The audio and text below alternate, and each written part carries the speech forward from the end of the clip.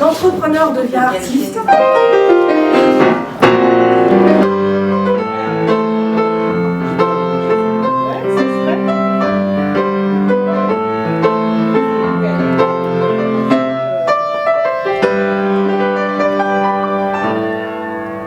Écoutez, je pense qu'on va continuer, on va aller maîtriser d'autres sujets avec Mireille. Alors, bonsoir, je m'appelle Mireille Mouellet, j'ai plus de 20 ans de carrière dans le commerce international. Je suis une femme qui est engagée depuis plusieurs années. J'ai été responsable en politique publique, disons.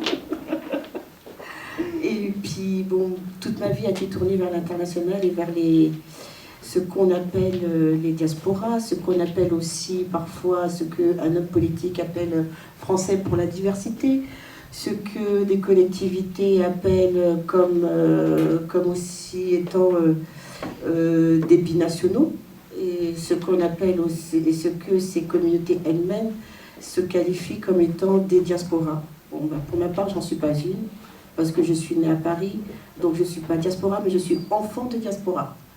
Donc je promeus aussi la langue française, parce que c'est un grand atout. Et depuis 3 ans, je préside une organisation internationale qui s'appelle Conseil international représentatif des biculturels francophones et francophiles, qui a pour but de promouvoir tous les talents d'excellence biculturels, francophones et francophiles, donc aucune frontière, aucun fuseau horaire.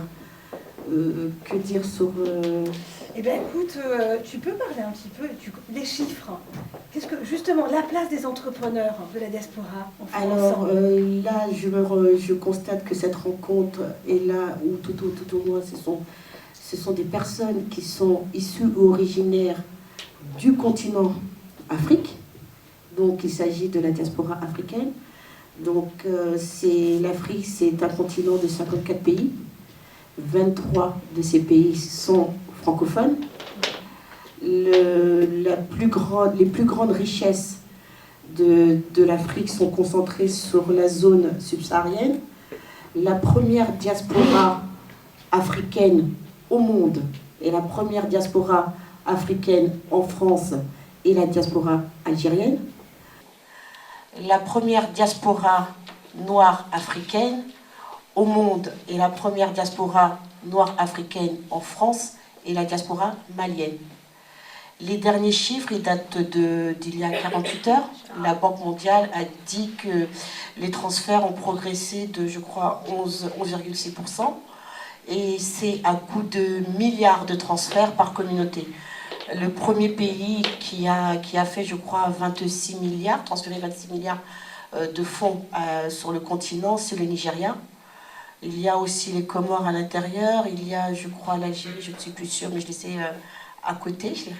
Donc, voilà. Ce que je peux, moi, dire, mon constat sur la communauté africaine dans son ensemble.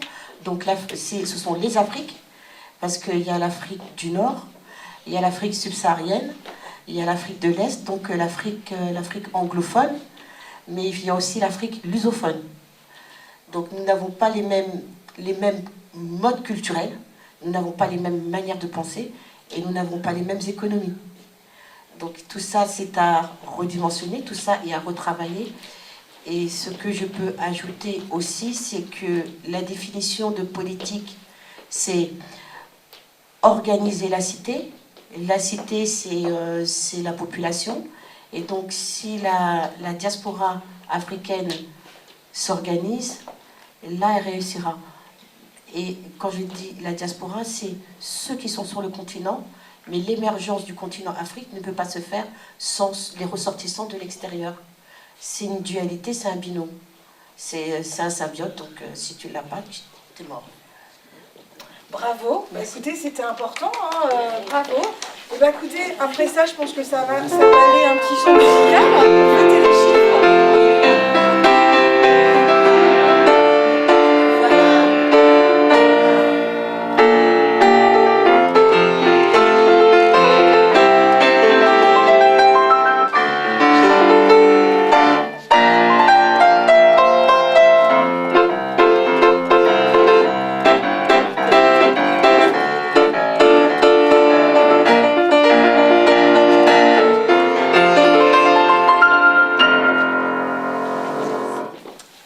Merci.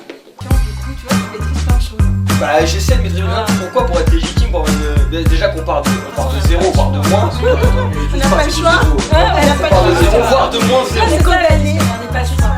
Mais du coup, mon père m'a toujours dit, on doit toujours en faire 3-4